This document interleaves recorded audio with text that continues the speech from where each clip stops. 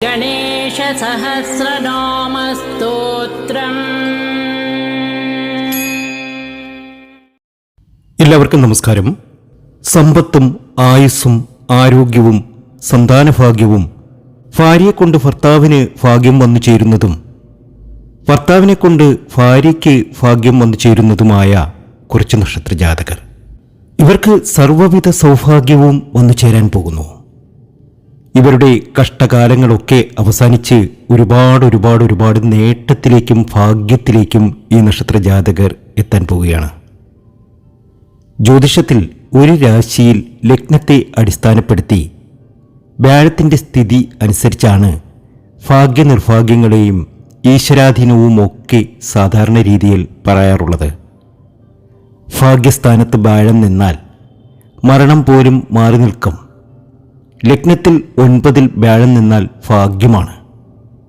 5, 7, 9 ഭാവങ്ങളിൽ വ്യാഴം നിൽക്കുമ്പോൾ ആ വ്യക്തി ഈശ്വരാധീനത്താൽ രക്ഷപ്പെടും എന്നാണ്. അവിടെ മുതൽ ഈ നക്ഷത്രജാതകർക്ക് സൗഭാഗ്യ സമ്പന്നതയാണ്. സകലവിധ കഷ്ടപ്പാടുകളും മാറിക്കിട്ടും. ഒരുപാട് സമ്പത്ത് വന്നു ചേരും. പെട്ടെന്നൊരു ഭാഗ്യക്കുറി ചിലർക്ക് അടിക്കുന്നത് കണ്ടിട്ടില്ലേ? ഭാഗ്യം വളരെ പെട്ടെന്നായിരിക്കും. എന്നാൽ ചിലരുടെ വീടുകളിൽ നമ്മൾ ശ്രദ്ധിച്ചിട്ടില്ലേ? നമ്മൾ തന്നെ സ്വയം പറയാറില്ലേ അവർ ഭാഗ്യവാന്മാരാണ് എന്ന്, ആ കുടുംബം ഭാഗ്യമുള്ളതാണ് എന്ന്. ചില കുടുംബങ്ങൾ അങ്ങനെയാണ്.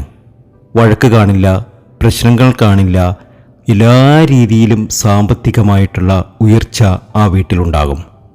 അപ്പോൾ ജ്യോതിഷത്തിൽ ഒരു രാശിയിൽ ലഗ്നത്തെ അടിസ്ഥാനപ്പെടുത്തി വ്യാഴത്തിൻ്റെ സ്ഥിതി അനുസരിച്ചാണ് ഭാഗ്യ നിർഭാഗ്യങ്ങളെയും ഈശ്വരാധീനത്തെയും ഒക്കെ സാധാരണയായി പറയാറുള്ളത്.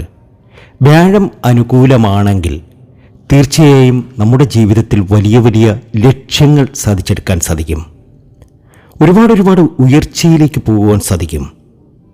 അങ്ങനെ വ്യാഴം അനുകൂലമായി നിൽക്കുന്ന കുറച്ച് നക്ഷത്രജാതകരുണ്ട്. ഈ നക്ഷത്രജാതകർക്ക് ഇനിയുള്ള സമയം വളരെയേറെ അഭിവൃദ്ധിയുടേതാണ്, നേട്ടത്തിൻ്റെയാണ്. ഒരു മുൻജന്മ സുഹൃതമെന്ന പോലെ ഇവർ രക്ഷപ്പെട്ടിരിക്കും, ഉറപ്പാണ്. ഇവരുടെ സകലവിധ ബുദ്ധിമുട്ടുകളും മാറിക്കിട്ടും. ഏതൊരു വിധിയെയും പ്രാർത്ഥന കൊണ്ടും പൂജകൾ കൊണ്ടും മറികടക്കുവാൻ സാധിക്കും. ഇവിടെ ഈ നക്ഷത്രജാതകർക്ക് വരുന്നത് വലിയ നേട്ടങ്ങൾ തന്നെയാണ്. വലിയ അഭിവൃദ്ധിയാണ്, ഉയർച്ചയാണ്. സമ്പത്തും ആരോഗ്യവും ഭാഗ്യവും ഒക്കെ ഇവർക്ക് വന്നു ചേരും. കാരണം ഇവർക്ക് വ്യാഴം അനുകൂലമായി നിൽക്കുന്നു. ഈ ഒരു സമയത്ത് ഇവർ എന്തിൽ തൊടുന്നോ അവിടെയൊക്കെ ഈ നക്ഷത്രജാതകർക്ക് വിജയം കൈവരിക്കുവാൻ സാധിക്കും. ഇവരുടെ ആഗ്രഹങ്ങൾ ഒക്കെ സഫലമാകും. ധനസമൃദ്ധിയിലേക്ക് പോകും. ആ നക്ഷത്രജാതകരെ നമുക്ക് ഇന്നത്തെ വീഡിയോയിലൂടെ അറിയാം. ഏതൊരു വിധിയെയും പ്രാർത്ഥന കൊണ്ടും പൂജ കൊണ്ടും മറികടക്കുവാൻ സാധിക്കും. പ്രാർത്ഥന വേണം.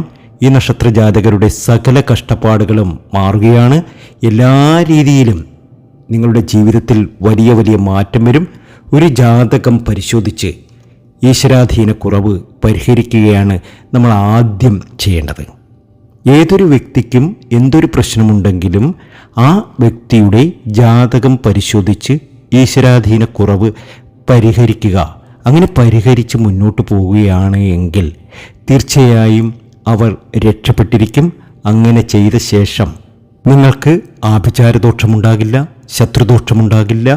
എന്ത് ദോഷങ്ങളാണെങ്കിലും ഇവയൊക്കെ മാറുകയും ജീവിതത്തിൽ രക്ഷപ്പെടുകയും ചെയ്യും. അപ്പോൾ ഞാൻ പറഞ്ഞു, വ്യാഴം 5, 7, 9 ഭാവങ്ങളിൽ നിന്നാൽ ആ വ്യക്തി ഈശ്വരാധീനത്താൽ രക്ഷപ്പെടും. അവരുടെ ധനപരമായിട്ടുള്ള ബുദ്ധിമുട്ടുകളൊക്കെ മാറിക്കിട്ടും.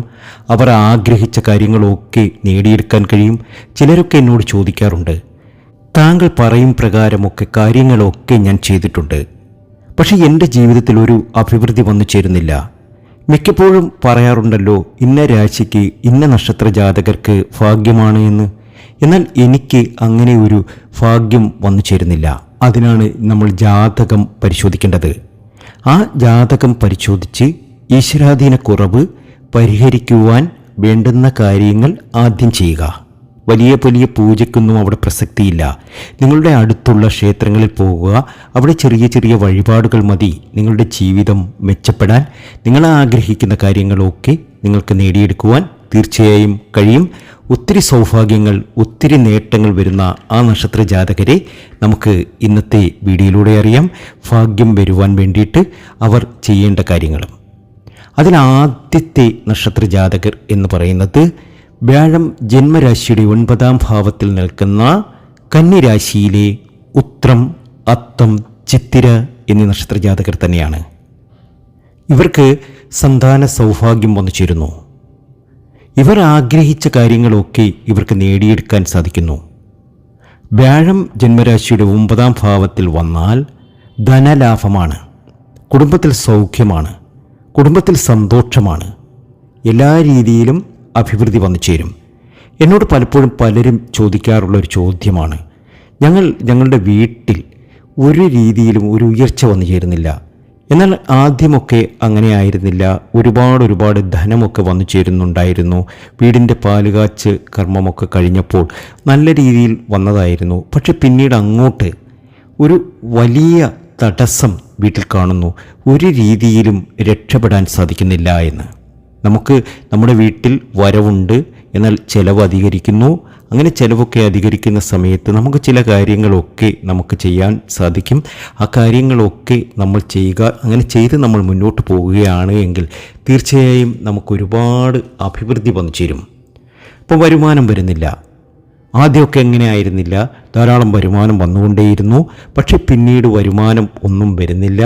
അങ്ങനെയാണ് എങ്കിൽ നിങ്ങളുടെ വീടിൻ്റെ തെക്ക് പടിഞ്ഞാറ് മൂലയിൽ എന്ത് വയ്ക്കണം? അലമാര വയ്ക്കണം. തെക്ക് പടിഞ്ഞാറ് മൂലയിൽ വടക്കോട്ട് ദർശനമായി ഒരു അലമാര വയ്ക്കുക. അതിൽ സമ്പത്ത് സൂക്ഷിച്ചു വയ്ക്കുക. അങ്ങനെ ചെയ്താൽ തീർച്ചയായും നിങ്ങളുടെ വീട്ടിലെ ദോഷങ്ങളൊക്കെ മാറി ഒരുപാട് ധനസമൃദ്ധി വന്നു ചേരുന്നതായി കാണുവാൻ സാധിക്കും. വീടിൻ്റെ വടക്ക് ഭാഗം ധനം വരാനുള്ള വഴിയാണ്. ആ ഭാഗം വൃത്തിയായി വയ്ക്കുക. മാർഗങ്ങൾ കുറഞ്ഞു വരുന്നു. ജീവിതത്തിൽ ഒരു ഉയർച്ചയും വന്നു ചേരുന്നില്ല. ചെയ്യുന്ന ബിസിനസ്സാണെങ്കിൽ പരാജയത്തിലേക്ക് പോകുന്നു. അങ്ങനെ വരുമാനം താഴോട്ട് പോകുന്ന അവസ്ഥയിൽ ജാതകം തീർച്ചയായും നമ്മൾ പരിശോധിക്കണം.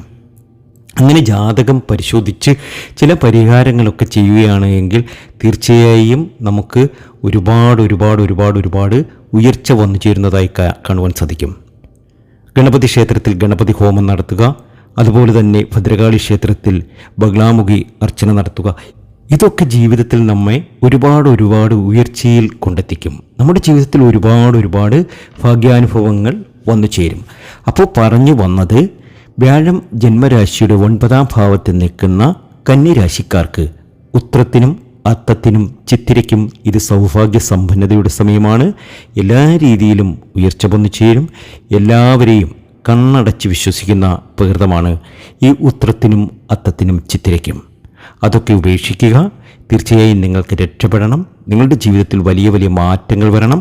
വ്യാഴം നിങ്ങൾക്ക് അനുകൂലമാണ്, 9ാം ഭാവത്തിലാണ്. ആ ഒരു സമയത്ത് നിങ്ങൾക്ക് ധനധാന്യ സമൃദ്ധി വർദ്ധിക്കും. ജീവിതത്തിലെ ക്ലേശങ്ങളൊക്കെ അവസാനിച്ച് ഒരുപാട് നേട്ടത്തിലേക്കും ഭാഗ്യത്തിലേക്കും നിങ്ങൾ എത്തും, ഉറപ്പാണ്. അടുത്തത് വൃശ്ചിക രാശിക്കാർ. വൃശ്ചിക രാശിക്കാരെ സംബന്ധിച്ച് വ്യാഴം 7ാം ഭാവത്തിൽ നിൽക്കുന്നു. വ്യാഴം 5, 7, 9 ഭാവങ്ങളിൽ നിന്നാൽ ആ നക്ഷത്ര ജാതകന് ഐശ്വര്യമാണ്, സർവസമൃദ്ധിയാണ്. എന്നാൽ ഇതൊന്നും നടക്കാതെ വരികയാണെങ്കിൽ തീർച്ചയായും നിങ്ങൾ ഒരു ജ്യോതിഷനെ സമീപിക്കുക. സമീപിച്ചതിന് ശേഷം നിങ്ങളുടെ ജാതകം പരിശോധിച്ചിട്ട് ഇപ്പോൾ നിങ്ങൾ ചെയ്യേണ്ട വഴിപാടുകളും കാര്യങ്ങളുമൊക്കെ വ്യക്തമായി മനസ്സിലാക്കിക്കൊണ്ട് നിങ്ങൾ മുന്നോട്ട് പോയാൽ തീർച്ചയായും രക്ഷപ്പെടാൻ സാധിക്കും. വ്യാഴം 7ാം ഭാവത്തിൽ നിൽക്കുന്ന വിശാഖത്തിനും അനിഴത്തിനും തൃക്കേട്ടയ്ക്കും ഇത് സൗഭാഗ്യ സമ്പന്നതയുടെ സമയമാണ്. നിങ്ങൾ ആഗ്രഹിക്കുന്ന കാര്യങ്ങളൊക്കെ നിങ്ങൾക്ക് നടന്നു കിട്ടും. അസത്യങ്ങൾ പറയാതിരിക്കുക, പുരോഗതി ഉണ്ടാകും. മുൻപൊക്കെ വളരെയേറെ ഐശ്വര്യമായിരുന്നു, വളരെ നല്ല ഐശ്വര്യമായിരുന്നു. പക്ഷേ ഇപ്പോൾ പണം വരുന്നില്ല.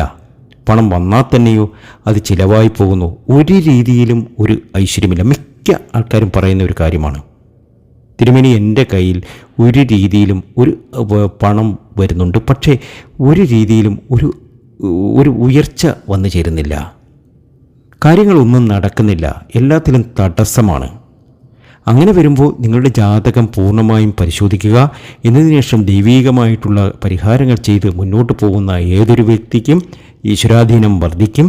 അങ്ങനെ ഈശ്വരാധീനം വർദ്ധിച്ചാൽ നമുക്ക് ഒരുപാട് സമൃദ്ധി വന്നു ചേരും.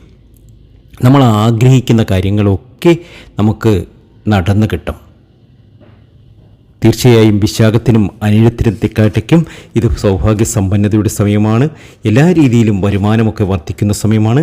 ആഗ്രഹങ്ങൾ ഒക്കെ നടക്കുന്ന സമയമാണ്. മറ്റൊരു നക്ഷത്രമാണ് വ്യാഴം 5ാം ഭാവത്തിൽ നിൽക്കുന്ന മകരം രാശിക്കാരായ ഉത്രാടം, തിരുവോണം, അവിട്ടം.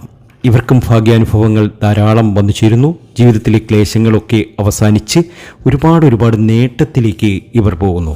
ഒരു പുതിയ വാഹനമൊക്കെ വാങ്ങുവാനുള്ള യോഗം വന്നു ചേരുന്നു. ധനലാഭം വന്നു ചേരുന്നു.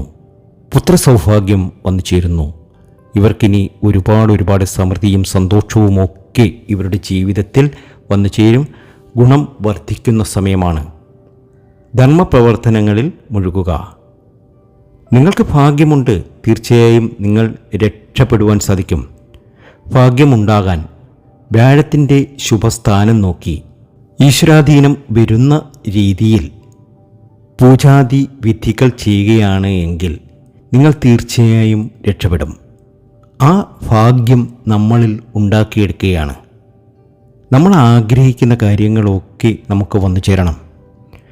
പലരും എന്നെ വിളിക്കാറുണ്ട്. ശത്രുദോഷം, ആഭിചാരദോഷം, പ്രണയപ്രശ്നങ്ങൾ, സ്നേഹക്കുറവ്, ഇതൊക്കെ അറിയാനായി പലരും എന്നെ വിളിക്കാറുണ്ട്.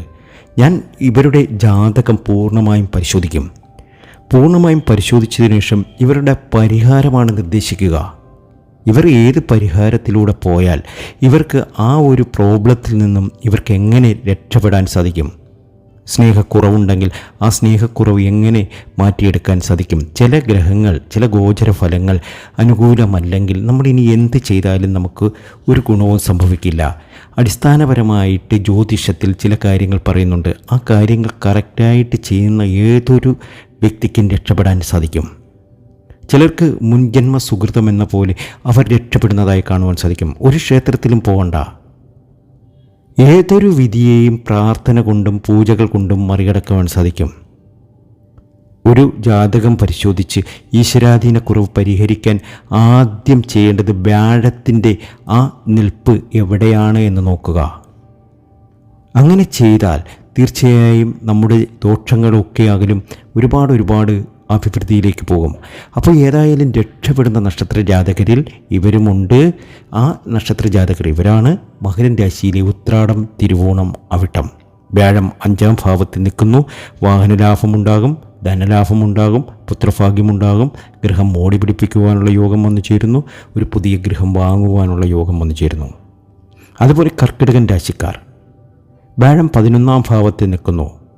ഉദ്ദിഷ്ട കാര്യങ്ങളൊക്കെ സാധിക്കുന്ന സമയം, ജീവിതത്തിലെ ക്ലേശങ്ങളൊക്കെ മാറുന്ന സമയം, ആഗ്രഹങ്ങൾ ഒക്കെ നേടിയെടുക്കുവാൻ സാധിക്കും.